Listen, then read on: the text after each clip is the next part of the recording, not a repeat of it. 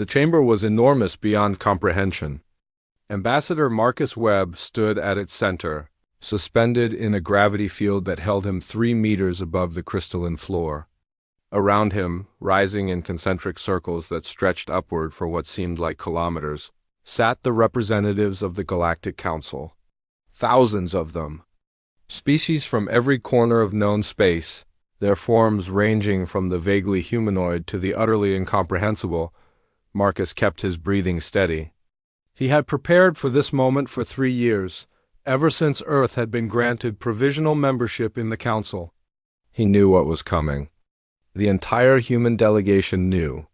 They had seen the signs, read the political currents, understood that this day was inevitable. The Valkyrie matriarch spoke first. Her voice boomed through translation systems embedded in the walls, reaching every corner of the vast space.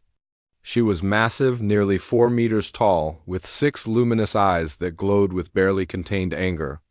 Human Marcus Webb, you stand before this council accused of withholding critical technologies, of refusing to share knowledge that could benefit all civilized species, of demonstrating arrogance unbefitting a species barely 40 years in space. How do you answer these charges? Marcus looked up at her.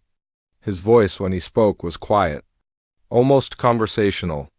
Matriarch, before I answer, may I ask a question? Silence fell across the chamber. Representatives leaned forward in their seats. No species had ever responded to formal charges with a question before. You may ask, the matriarch said slowly. When was the last time any species in this council invented something truly new? Not an improvement on existing technology. Not a refinement of ancient knowledge.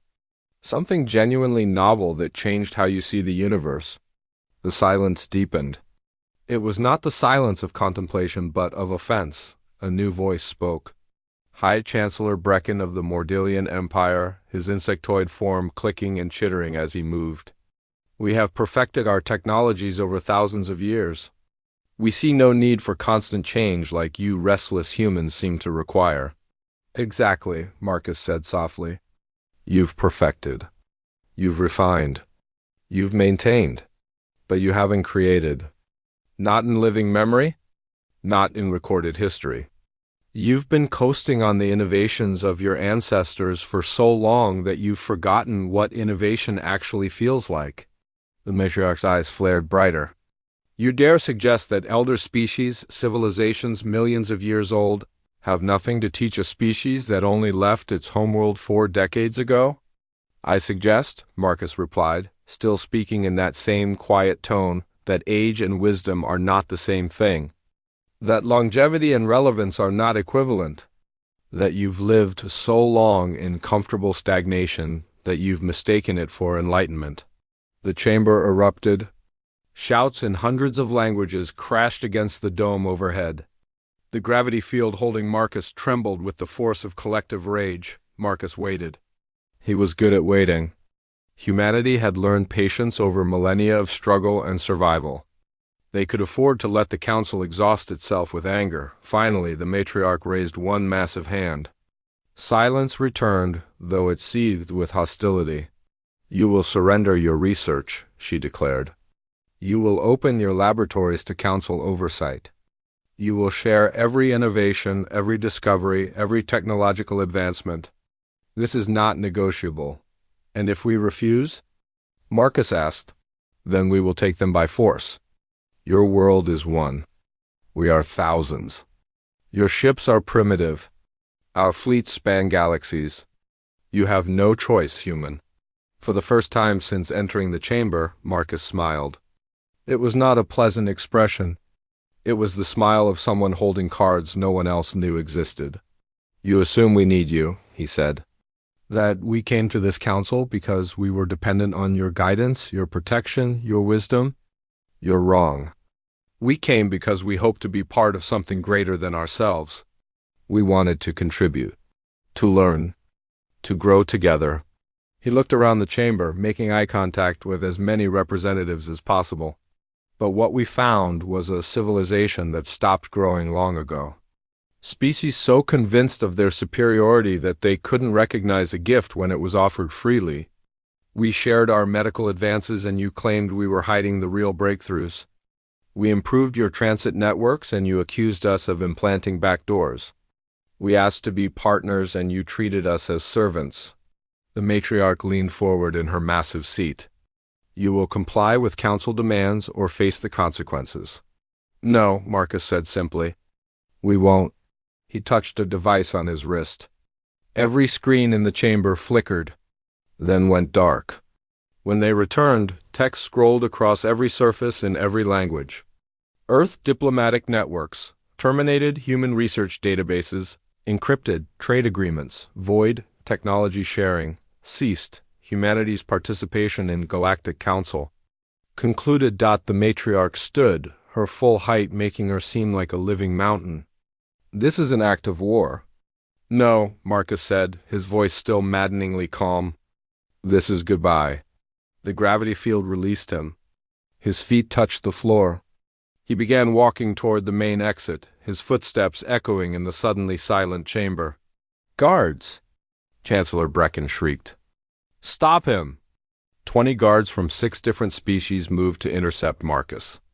They were the Council's elite security force, trained warriors from civilizations that had conquered countless worlds. They reached the perimeter around Marcus and stopped. Simply stopped. Their weapons powered down. Their armor locked in place.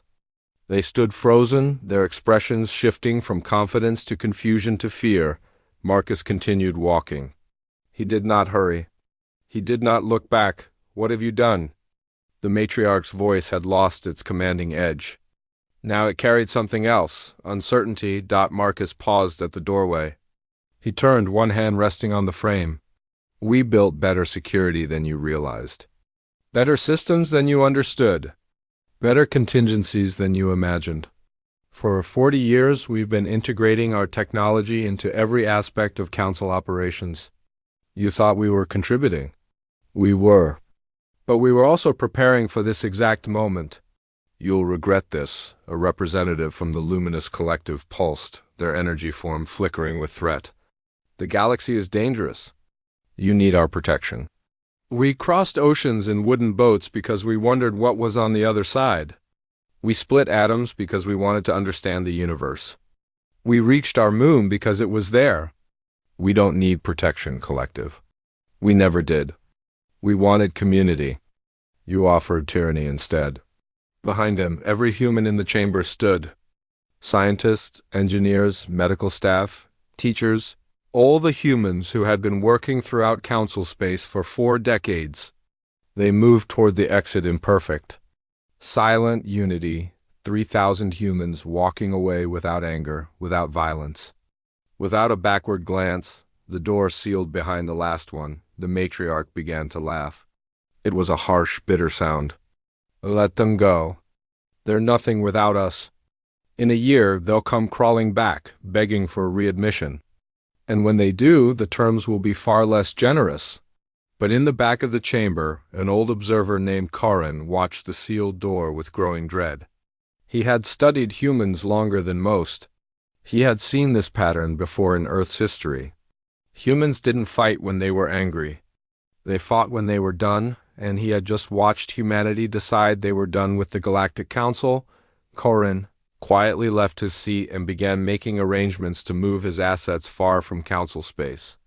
If he was right about what was coming, he wanted to be elsewhere when the Council finally understood what they had lost.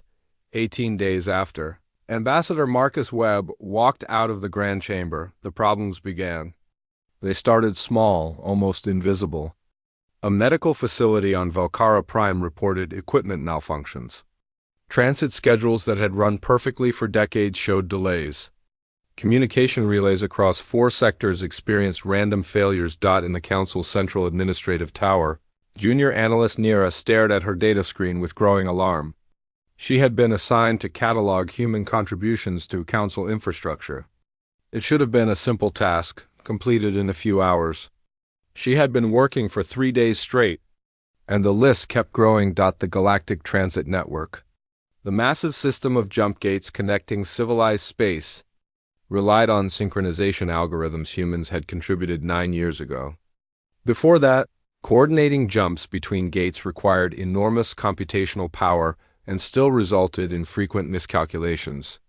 Ships arrived days late. Cargo was lost. Accidents happened regularly. Humans had fixed it in 18 months. Their code was so efficient, so elegant, that Council engineers had studied it for years trying to understand how it worked. Now that code was locked behind encryption nobody could break. Nira moved to the next item. Medical nanobots. The tiny machines that had revolutionized healthcare across 1,000 worlds were based on human designs. The factories producing them used human manufacturing processes. The quality control systems ensuring they worked properly were human innovations. All of them required regular updates to function correctly. Updates humanity was no longer providing. She checked shipping records next. The Mordelian Empire's economy had improved by 45% after adopting human logistics software. The Luminous Collective's energy grid used human optimization systems. Even the Valkyrie military communications had been upgraded with human quantum technology. By the time Nira reached item 300 on her list, her hands were shaking. She stood abruptly and headed for the matriarch's office. The matriarch's assistant, a young Valkyrie named Torin, tried to stop her. Her Eminence is in important meetings. Whatever this is can wait. No, Nira said, pushing past him. It really can't. The matriarch looked up from her conference with Chancellor Brecken, irritation flashing in her 6 eyes. Analyst Nira, you will remember your position before you barge into. We're in serious trouble. Nira interrupted, throwing her datapad onto the conference table. It projected holographic information that filled the room. This is everything humans contributed to Council operations over the past 40 years. Everything we've been depending on. Brecken's mandibles clicked dismissively. We know they provided some services. We'll recreate their work. It might take time, but how much time? Nira demanded. The transit network synchronization is already failing. In 8 days, if it's not fixed, gate travel becomes dangerous. In 16 days, it becomes impossible. That's just one system. The matriarch's eyes narrowed. Then have our engineers repair it. I contacted the engineering division, Nira said. They're analyzing it now. Their initial estimate? To recreate just the transit algorithm will require our best scientists working exclusively on it for 35 years. The humans built it in a year and a half. The room fell completely silent. That's impossible, Brecken said slowly. No species could be that advanced. We have civilizations in this council with 10,000 years of spaceflight experience. Yes, Nira said quietly. And when was the last time any of them invented something genuinely new? We maintain. We refine. We perfect technologies our ancestors developed millennia ago. Then humans arrived, and in 40 years they revolutionized fields we thought were fully matured. The matriarch sat back in her chair. Even if your assessment is accurate, humanity cannot have been that critical to council function. We survived for millions of years before they came. At what efficiency level? Nira challenged. What was average lifespan 40 years ago compared to now? What was economic output? Travel time between worlds? Humans didn't just add to our civilization matriarch. They became its foundation, and we just destroyed that foundation. The matriarch's voice dropped. Then we bring them back. We apologize, offer reparations, whatever is necessary. Send a diplomatic team immediately. We tried, Nira said softly. Every human diplomatic channel is closed. Every human representative has left council space. Earth's location was in databases that are now encrypted. Matriarch, we don't even know how to find them anymore. For the first time in her long life, the matriarch felt genuine fear. How many systems are affected? Nira looked at her datapad, then back at the matriarch. All of them. Every major system in council space has human technology integrated at fundamental levels. Medical, transportation, communication, manufacturing, agriculture, defense. All of it. Across the galaxy, the cascade accelerated. On Model Station, the largest trading hub in 3 sectors, cargo systems began miscalculating shipment data. Goods arrived at wrong destinations. perishables spoiled in transit. The economic damage spread like ripples from a dropped stone, growing larger with each passing day.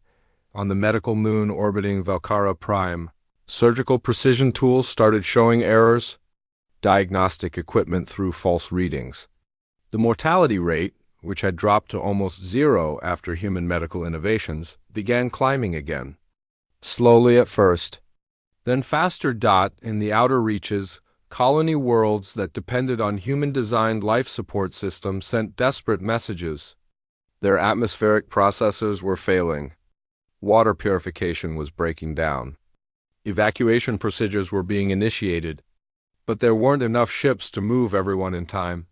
And in the Grand Chamber, as reports flooded in hour after hour, the representatives who had jeered at Ambassador Webb's departure began to understand what he had really meant. Humanity hadn't been dependent on the Council. The Council had been dependent on humanity. And nobody had noticed until it was too late. The matriarch called an emergency session. Every representative attended, even those who usually sent proxies. The chamber that had echoed with confident mockery 3 weeks ago now hummed with barely controlled panic. The engineering division has completed their analysis, the matriarch announced. Her voice was steady, but her eyes were dim with exhaustion. The situation is worse than we thought. She activated a holographic display showing the galaxy mapped in colors.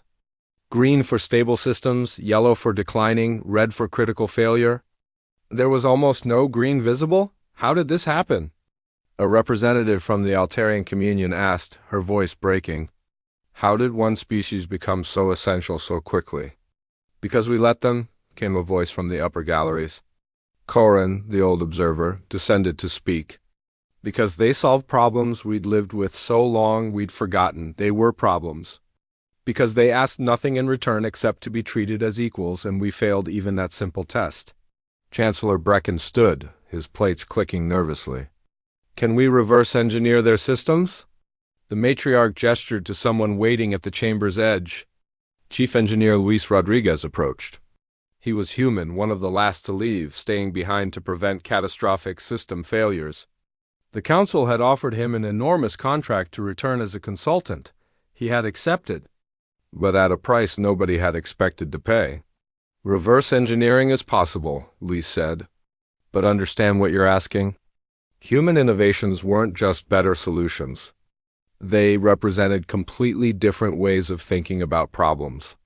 To recreate our work, you don't just need to copy code. You need to restructure how your entire scientific community approaches reality. How long? Brecken demanded. Luis looked at him steadily. For the transit system alone, with my help, 15 to 20 years, maybe, and that's assuming everything goes perfectly. We don't have 20 years. Someone shouted. Colonies are dying now. Then you should have thought about that, Luis said coldly, before you tried to steal our work instead of partnering with us. The chamber fell silent. The threat wasn't made with anger. That would have been easier to dismiss. It was made with the calm certainty of someone who held all the power and knew it. 29 days after humanity's departure, the matriarch did something she had never done in her 300 years of leadership. She asked for help the communication took hours to establish. Human-maintained relay networks were degrading rapidly, and reaching Ambassador Marcus Webb required routing through 7 different backup systems. When his face finally appeared on her screen, he looked exactly as he had when he walked out of the Grand Chamber, calm, patient, unmoved by the crisis unfolding around him. Ambassador, the matriarch said. The word felt heavy, painful. I'm prepared to hear your terms. Are you? Marcus asked mildly. Or are you preparing to negotiate from a position you think you still hold? The matriarch's eyes dimmed. It was a gesture of submission that few had ever seen from her. We need your help. We need humanity. And we're willing to pay for it. Then let's begin. What Marcus presented wasn't sent privately. It was broadcast simultaneously across every functioning communication network in civilized space. Humanity wanted the galaxy to witness this moment. The document appeared in the primary language of every council species. On Valkara Prime, crowds gathered in public spaces, reading the terms on massive displays. On Modale Station, workers abandoned their failing terminals to watch. In the outer reaches, colonists huddled around emergency transmitters. Absorbing every word, the terms were not gentle. First, humanity demanded the creation of a collaborative innovation institute. Every council species would contribute researchers. Humans would direct it, but all species would participate as equals. Every discovery would be shared freely. No patents. No ownership. No hoarding. Knowledge is not property, the document stated. It is a tool to build better futures. Humanity learned this through centuries of artificial scarcity and war. The galaxy will learn it now. Second, the Galactic Council would be restructured completely. No permanent members. No inherited authority. Voting power would be based on contribution, not age or size. A civilization's voice would be earned through innovation and cooperation, not claimed through tradition. Longevity is not wisdom, the document continued. Ancient is not the same as relevant. The Council has been controlled by species that stopped growing millennia ago. That ends today. Third, complete transparency. Every Council session would be public record. Every decision open to scrutiny. The era of closed-door meetings and secret agreements was over. Fourth, the reparations. This section made representatives gasp and populations cheer. Humanity demanded 40% of all Council trade revenue for 50 years. Voting shares in major Council infrastructure. Priority and resource allocation. The right to veto military actions. Permanent representation in every Council body. We didn't want to leave, humanity wrote. We wanted partnership. You chose exploitation. This is the cost of rebuilding trust. Pay it or pay with your civilization? The final term was the one that made the galaxy hold its breath. One Council species, the document stated, attempted to say military force during Ambassador Webb's departure. They believed we wouldn't notice. We noticed everything. A data packet followed. Irrefutable evidence that the Luminous Collective had tried to deploy an electromagnetic weapon during Marcus's walk from the chamber. They had planned to cripple Earth's defense satellites and force humanity's submission. The weapon had never activated. Human countermeasures had detected, isolated, and neutralized it in the 3 seconds the chamber's lights had flickered. The Luminous Collective will be expelled from the Galactic Council immediately, humanity decreed. They will be barred from any human systems indefinitely. This is not negotiable. Let it serve as a lesson. We left quietly. We will not be quiet if you try to chain us. The document ended with a single line. You have 72 hours to ratify these terms. Otherwise, humanity will build a new galactic community without you. In the Grand Chamber, chaos erupted. Representatives screamed at each other. The Luminous Collective's containment fields flickered with rage and denial. Brecken's mandibles clacked so rapidly they created a sound like breaking glass. This is extortion, the Chancellor bellowed. We cannot submit to these demands. You will, Corin said, his old voice somehow cutting through the noise. Because the alternative is watching your civilization collapse while humanity builds a new one. They wouldn't dare, the matriarch said, but her voice wavered. Wouldn't they? Corin activated a display showing deep space scans. Long-range sensors detected something in Sector 447, the region humanity claimed as their expansion territory. Massive construction projects. New jump gate signatures using technology we don't recognize. Energy readings consistent with industrial operations on a scale we've never achieved. He magnified the images. The structures shown made Council shipyards look primitive. Dozens of worlds in various stages of terraforming. Transit networks being constructed with impossible speed. Cities rising from barren planets. How long has this been happening? Brecken demanded, based on construction analysis? Our experts estimate humanity started these projects approximately 22 years ago. Long before the judgment. They knew we would turn on them eventually. They prepared. The implications crashed over the chamber like a tidal wave. While humanity had been sharing freely with the Council, Smiling and cooperating and contributing, they had also been building an alternative. Not out of paranoia. Out of pragmatism, they had hoped for the best and planned for the worst. And the worst had come. The deadline humanity gave us is generous, Karin continued. It lets us save some dignity while accepting reality. But make no mistake. They don't need us anymore. We need them. The power dynamic has completely reversed, and it happened so gradually we never noticed until it was too late. A representative from the Soltari Federation stood, his voice shaking. Surely we can negotiate these terms. They're too severe, they're final, a new voice said. Ambassador Marcus Webb had entered the chamber. He walked to the central platform, same as before, hands clasped behind his back. But this time nobody jeered. Nobody threatened. They just watched in silence. You want to negotiate? Marcus said quietly. But negotiation requires both sides to have something the other wants. What do you have that we want? Trade access? We're building our own networks. Technology? We're already beyond you in most fields. Protection? From what? From you? He turned slowly, looking at the assembled representatives. 40 years ago, we came here with hope. We'd reached the stars. We'd found we weren't alone. We thought we'd found something magnificent. Do you remember what you offered us? Probationary membership, restrictions on expansion, oversight of our research. You treated First Contact like we should be grateful you acknowledged we existed. We followed protocol. Brecken protested weakly. Your protocol was designed by species who'd forgotten what it means to be new, who'd forgotten the courage required to reach beyond your world, the sacrifices needed to master space, the determination required to survive and grow. You saw primitives to be managed, not partners to be welcomed. He activated the display again, showing both the failing council systems and the thriving human colonies in Sector 447 side by side, growing, expanding, succeeding. This is your choice.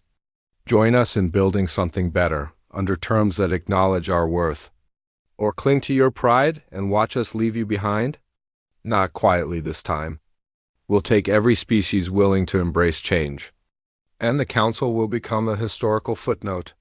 The civilization that couldn't adapt. The matriarch stood. Her 6 eyes met Marcus's too. If we accept, what guarantee do we have that you won't simply leave again? Marcus smiled. It was a genuine smile this time, with warmth. Because the terms prevent it. The Institute means you'll learn how we think, how we create. The restructured council means you'll have real power again, earned through contribution. We're not offering to save you. We're offering to teach you to save yourselves. He paused. Humanity doesn't want servants, matriarch. We want colleagues, equals, friends, if possible. That's what we offered 40 years ago. It's what we're offering now. The difference is, this time, you don't have the luxury of refusing. The silence that followed was different from before. Not hostile? Not fearful. Something closer to acceptance of an uncomfortable truth. The matriarch spoke first. Her voice carried across the vast chamber, and for the first time in anyone's memory, it held no arrogance. Only weary acceptance. The Valkyrie accept humanity's terms. The declaration hung in the air. Then, like a dam breaking, other voices followed. Chancellor Brecken stood, his mandibles clicking softly. The Mordelian Empire accepts. The Altarian representative rose. We accept, the Soltari Federation. Accepted. One by one, species that had ruled the galaxy for millennia bowed their heads and submitted to terms, dictated by a civilization barely 40 years old. Even the luminous collective, faced with expulsion and isolation, dimmed their lights in reluctant agreement. They would accept exile rather than fight a battle they finally understood they could not win. The vote was called. The terms were ratified by unanimous decision, not because every species agreed, but because every species understood that disagreement meant extinction. Ambassador Marcus Webb watched it happen with no satisfaction on his face. This wasn't victory. It was necessity. Humanity had never wanted to be conquerors or rulers. They had wanted to be part of something greater. The galaxy had forced them to become something else instead, 6 months after ratification. Station Unity opened in the neutral space between Velcara Prime and the human colony world of New Terra. The station itself was a statement, designed by human architects but built with Council resources and operated jointly by all member species. Former junior analyst Nira, now promoted to senior administrator for her early recognition of the crisis, stood in the station's central observation deck. She watched ships arrive carrying the first wave of researchers. Humans walked alongside Velcari scientists. Mordelian engineers shared workspace with human programmers. Even former Luminous Collective members, now operating as independent researchers after their government's expulsion, floated through the corridors. Strange sight, isn't it? Engineer Luis Rodriguez appeared beside her. He had been appointed the Institute's first director, a human overseeing the education of species that had been traveling between stars when Earth was still forming its continents. I never imagined I'd see it, Nira admitted. 6 months ago, we were collapsing. Now look at this. You almost didn't, Luis said quietly. Most council members wanted to reject our terms. Tried to call what they thought was a bluff. But it wasn't a bluff. No, we had colony ships ready to depart for Sector 447 the day after the deadline, packed with human researchers and representatives from 60 species that had already agreed to join us. The council would have woken up to find half their brightest minds gone, and humanity building a competing civilization designed specifically to leave them obsolete. Nira felt a chill. You didn't tell them that. Didn't need to. The threat of it was enough. And honestly, Louise looked around at the diverse crowd filling the observation deck. We didn't want to abandon all of you. Just the ones who refused to learn. A chime sounded. Ambassador Webb had arrived for the Institute's opening ceremony. He moved through the crowd with the same measured calm that had defined him since the beginning. No triumph. No gloating. Just quiet determination to build something better. The ceremony was brief. No grand speeches or elaborate rituals. Marcus stood at a simple podium and spoke for exactly 5 minutes. This institute represents something the galaxy hasn't seen in a long time. Genuine innovation through genuine collaboration. Not species competing to hoard knowledge, but civilizations working together to expand it. Humanity's gift wasn't our technology. It was our perspective. We're young enough to question everything, to challenge assumptions, to look at impossible problems and ask why not. That perspective is spreading. I've seen Valkyrie researchers in the past months produce innovations their species hadn't achieved in millennia. Not because they suddenly became smarter, but because they finally felt free to think differently. He paused, looking out at the gathered crowd. The council wanted to take our innovations and preserve your old ways. We're offering something better. We're teaching you to innovate you. Resolves. In a decade, you won't need us to solve your problems. You'll solve them together. That's not dependence. That's civilization. The ceremony ended. The Institute opened. And across the galaxy, subtle but profound changes began. On Velcara Prime, the matriarch met with her advisors. The Council's reformed structure had reduced her unilateral power significantly. Surprisingly, it had made her more effective. Decisions required consensus now, which meant better decisions, more carefully considered. Latest reports from the Institute are encouraging, Corin said. He had been appointed as Velcara's primary liaison. Our researchers are collaborating with humans on a revolutionary approach to faster-than-light travel. Initial models suggest we could reduce transit times by another 40%. How is that possible? Brecken asked. Since losing his chancellor position in the restructuring, he had returned to his first passion, engineering. Free from politics, he was thriving, by not thinking of space as distance to cross, but as something to fold. It's a human conceptual framework. They've been working on it theoretically for years, but lacked computational power to model it properly. We have that power. Together, we might actually achieve it. The matriarch's eyes brightened with genuine excitement. That would be genuinely new. Not an improvement, but something categorically different. Yes, Corin agreed. And it's not just humans driving it. This came from joint brainstorming. 3 species contributing ideas, building on each other's thoughts. This is what real collaboration looks like. The matriarch leaned back. We were fools. Yes, Corin said simply. But we're learning. That's more than most civilizations manage after making such mistakes. In Sector 447, the human colonies that had been built as contingency plans were now opening to immigration from council species. Beings who had spent their lives in rigid hierarchical societies found themselves in communities that rewarded innovation over tradition, contribution over status. The cultural adjustment was difficult. Not everyone adapted. But enough did that new ideas began flowing in both directions. Human colonies incorporated Valkyrie architectural principles. Mordalian artistic traditions influenced human design. Species that hadn't meaningfully interacted in thousands of years were sharing meals, raising families together, building something genuinely new, on one colony called New Brisbane. A Valkyrie teacher named Myra watched her mixed-species class tackle a problem she had assigned. Design a better water purification system, using only locally available materials. The human students approached it with typical creativity, questioning every assumption and proposing wild ideas. But now the Valkyrie students were doing it too. The Mordalian students contributed their unique perspectives. Even the young luminous collective individual, pulsing with excited energy patterns, added insights nobody else could have conceived. This, Myra thought, was what humanity had been trying to give the Council from the beginning. Not answers. The ability to find answers. Back on Station Unity, Ambassador Webb met his Valkyrie counterpart in an informal cafe overlooking the station's central garden. Not a formal negotiation, just 2 beings having coffee. I've been asked to convey something, the Valkyrie ambassador said carefully. The matriarch wants you to know she understands now. What she did.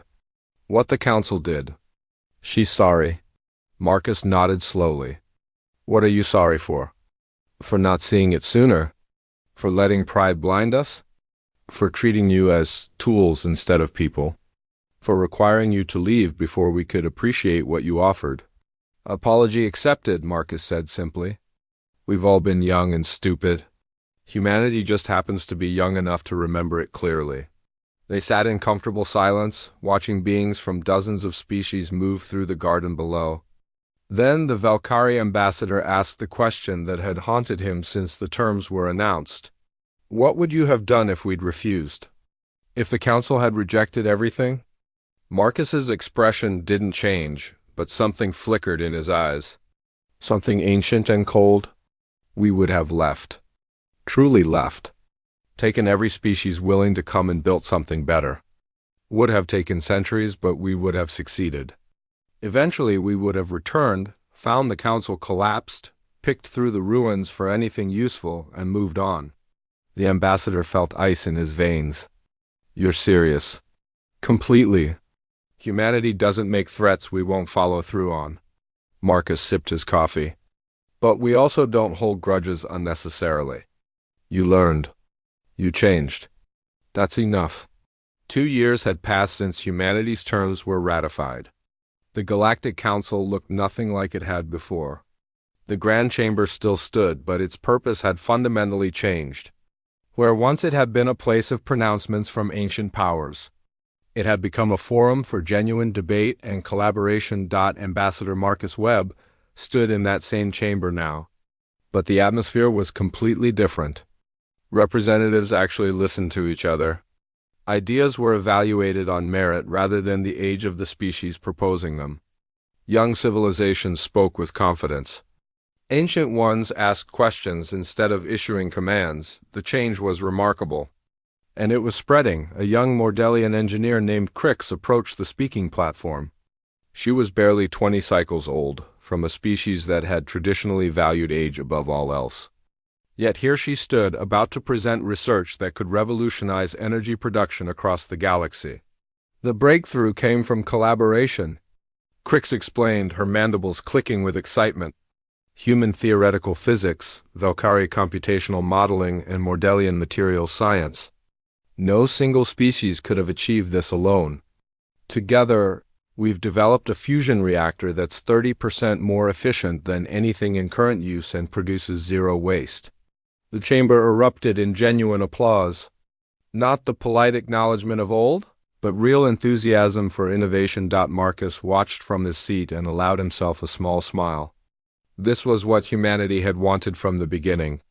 Not control, not dominance. Just the opportunity to be part of something greater than any single species could achieve alone. After the session, Marcus walked through Station Unity's gardens. They had grown considerably in 2 years. Plants from 100 worlds grew together, tended by researchers who took breaks between projects to work with living things. The garden had become a symbol of the new council. Different species, different origins, thriving in shared space. He found Luis Rodriguez sitting on a bench, reviewing data on a tablet. The engineer looked tired but satisfied. "How goes the education of the galaxy?" Marcus asked, sitting beside him. Luis laughed softly.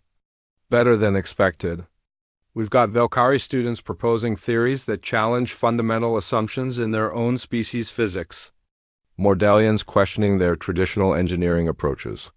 Even former Luminous Collective members are learning to think beyond their energy-based perspective. It's actually working. Did you doubt it would?" "Honestly, sometimes." Luis set down his tablet. "Changing how entire civilizations think isn't easy. There were moments I wondered if we'd made a mistake. If maybe the council was too set in their ways to ever truly change. And now? Now I see Valkyrie engineers solving problems their species couldn't crack for 10,000 years. I see cross-species research teams making breakthroughs monthly that would have taken decades before. I see young beings from ancient civilizations who aren't afraid to say, 'I don't know, let's figure it out together.'" He smiled. "We didn't just share our technology, Marcus. We shared our curiosity. And curiosity is contagious." Marcus nodded. "That was always the plan. Not to make them dependent on us, but to remind them what it feels like to grow." A message chimed on Marcus's communicator. The matriarch was requesting a private meeting. He excused himself and headed to the diplomatic wing. The matriarch had aged in 2 years. Not physically, but in some deeper way. Her eyes held less certainty, more wisdom. She gestured for Marcus to sit. "I wanted to thank you," she said without preamble, "for what humanity did. For what you're still doing." Marcus raised an eyebrow. "For forcing terms on you that your predecessors would have considered theft?" "For showing us what we'd become," she said quietly. "I've been reviewing historical records. Did you know the Valkyrie once were explorers? Innovators? 20,000 years ago, we were asking the same questions humans ask now. What's beyond? What if we tried this? How can we make this better? What happened? We got comfortable. We mastered our technologies, expanded our territory, achieved prosperity. And somewhere along the way, we stopped asking questions. We maintained what we had instead of seeking what we didn't. By the time we met other species and formed the council, we'd convinced ourselves that maintaining was the same as succeeding." She looked out the window at the garden below. "Then you arrived. Young, chaotic, endlessly curious humans who looked at our perfect systems and said, 'But what if we did it differently?' You disturbed our comfortable stagnation, and we hated you for it. And now? Now, I watch young Valkyrie researchers with fire in their eyes, proposing ideas that would have been dismissed as foolish 2 years ago. I see our civilization waking up from a sleep we didn't even know we'd fallen into. The price we paid was high, Marcus, but it was worth it." Marcus considered his response carefully. "The price wasn't punishment, matriarch. It was investment. Every credit you pay in reparations goes directly into research, into education, into building systems that benefit everyone. We're not taking your wealth. We're redirecting it toward growth instead of maintenance." "I know," she said. "That's why I'm grateful. You could have destroyed us. You could have left us to collapse and built your new civilization on our ruins. You chose to save us instead. We chose to teach you to save yourselves, Marcus corrected gently. There's a difference. The matriarch smiled. It was a tired smile, but genuine. Yes, there is. 6 months later, the first joint Human Council exploration mission launched. The ship, named Unity in multiple languages, carried a crew of 20 from 8 different species. Their mission was to explore beyond known space, seeking new worlds and possibly new civilizations. It was led by a human captain named Taylor Brooks.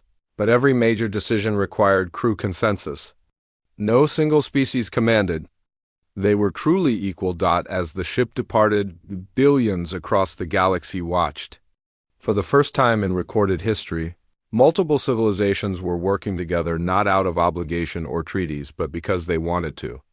Because they had rediscovered what it meant to reach beyond what you know on Earth. In the carefully preserved Grand Assembly Hall, where humanity had first debated whether to accept the Council's probationary membership offer 40 years ago, a plaque had been installed. It read, "We left quietly because loud warnings don't work on those convinced of their superiority. We returned because punishment without teaching is just revenge. We stayed because civilization is not built alone." Marcus Webb stood before it, older now, ready to retire from diplomatic service. A young human named Jamie approached him. She would be taking his place as Earth's primary representative to the restructured council. Any advice? She asked. Marcus thought for a moment. Remember why we left.